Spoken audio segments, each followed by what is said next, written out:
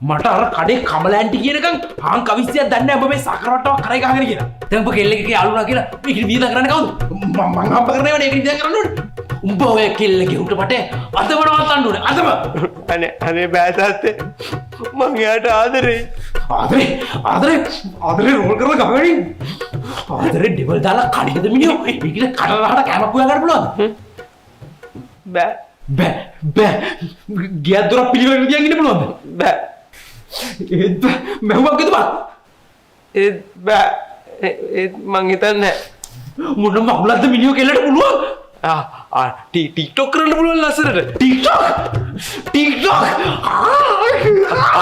තව තේ හදන්න පුළුවන්. රසට උකුවට තේ හදන්න පුළුවන්. එයාගේ තේ එකක් පීලා තමයි මම මුලින්ම එයාට කැමතිත් උනේ. මොකක්? උකුර රස තේ එකක් පීලා කෙල්ලට කැමති වුණා? උඹට තේකට දාලා වශියක් පොලා. නැත්තම් මං දන්නවා මගේ රත්තරන් කොල්ල ඔබ සකරවට්ටම් වලට රැවටෙන්නේ නැහැ කියලා. සුද මොන වශීද? මොකද අදම මම ඕකේ දෙමාපියන්ට කතා කරලා මේ ප්‍රශ්නේ අදම විසඳනවා. අදම මේ සම්බන්ධය නවත්තනවා. ඕමිට තාත්තේ මොකද කරන්නේ? තාත්තේ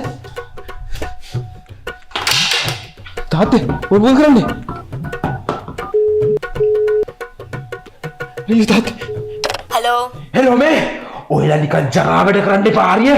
මගේ අහිංසක කොල්ලව අමාරුවේ දාගෙන රවට්ටලා දුවගෙන හැදිච්චාම දුව හරියට හදාගන්න ඉගෙන ගන්න අයිසේ. කවුද මේ? කවුද? මේ ඔයගේ දුව අමාරුවේ දාගන්න යන කොල්ලගේ එකම තාත්තා. මගේ දුවගෙන හැදිච්ච ගම අනුන්ගේ ළමයි හදන්න කලින් තමුන්ගේ පොලිස් ආදියාව හදා ගන්නවා හලෝ